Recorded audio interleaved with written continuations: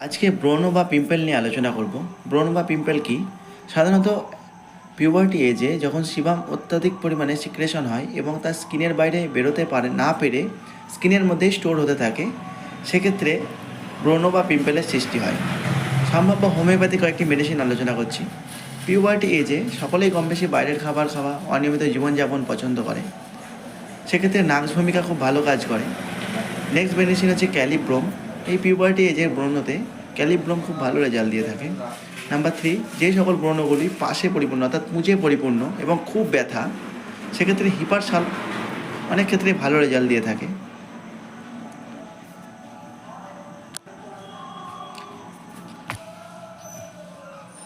এছাড়াও ব্রণ যখন একদম প্রথম অবস্থায় থাকে লাল পাকা মতন এছাড়াও ব্রণ যখন একদম প্রথম অবস্থায় থাকে লাল লাল একটু পাকার মুখে, সেক্ষেত্রে ফেরামফস বায়োকেমিক 6x বা 12x খুব ভালো কাজ করে। এছাড়াও ছেলেদের ক্ষেত্রে ক্যালকেরিয়া পিক্রিক এবং মেয়েদের ক্ষেত্রে ক্যালকেরিয়া ফস ব্রণের জন্য খুব ভালো কাজ করে। আর একটা অয়েন্টমেন্ট বা লাগানোর ওষুধ হচ্ছে বারবেরিস একুইফোলিয়াম, যেটি সকলেই ইউজ করতে পারে এবং খুব ভালো রেজাল্ট দিয়ে থাকে। এতে মাদার টিনচার অথবা অয়েন্টমেন্ট দুইভাবেই পাওয়া যায়।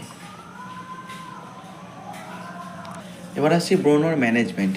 যে কোনো ফেস ওয়াশ দিয়ে প্রত্যেকদিন রাত্রিরে ঘুমানোর আগে মুখটাকে ভালো করে ধুয়ে নিতে হবে। মুখে যেন কোনো রকমভাবে অয়েল অর্থাৎ তেল তেলে ভাব না থাকে। যত মুখ পরিষ্কার থাকবে